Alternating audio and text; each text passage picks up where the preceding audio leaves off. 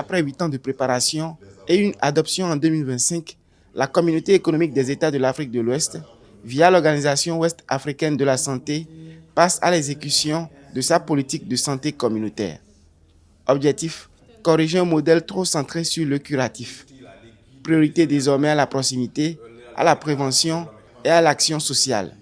La mise en œuvre repose sur 5 piliers: l'adaptation nationale, la gouvernance territoriale, les ressources humaines, le financement durable et le système d'information communautaire.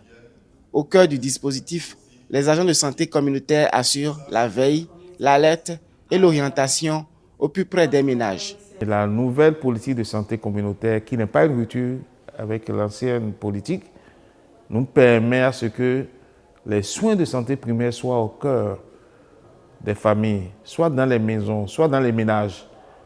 C'est la seule différence qu'il y a. C'est un prolongement qui nous permettra de détecter tôt les maladies ou les risques de maladies et de les soigner. Au Bénin, l'expérience accumulée sur plusieurs années sert de référence. Le financement de l'État pour appuyer la santé communautaire est passé de 2 milliards à 4 milliards 500 millions en 2026. La décentralisation, l'implication des préfets, les relais communautaires, le modèle montre des résultats, notamment en matière de prévention.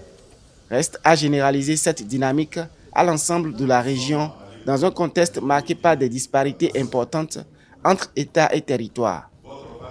Nous sommes sûrs que déjà cette année, quand nous allons commencer par mettre en œuvre, quand nous allons prendre les pays pilotes, quand nous allons commencer par mettre en œuvre cette politique, je crois que les résultats vont commencer par se faire ressentir en même temps sur le terrain. Mais pour évaluer l'impact, on sera obligé d'attendre peut-être 5 ans pour être sûr que ce que nous faisons a une valeur ajoutée vraiment pour nos populations. Il est sorti un mot, la rémunération des agents de santé communautaire de base. Ça reste un défi dans plusieurs pays en Afrique de l'Ouest. Et souvent quand on en parle, c'est comme si c'est un rêve. Parce que ça demande un engagement auprès de nos autorités et des gouvernements. Et donc déjà, nous, en prenant connaissance de ce contenu, on est ravis que des discussions sont autour de ce point. Donc cela va aussi orienter de revoir nos stratégies dans la mise en œuvre de notre programme, qui est un programme de renforcement du système de santé à base communautaire au Togo.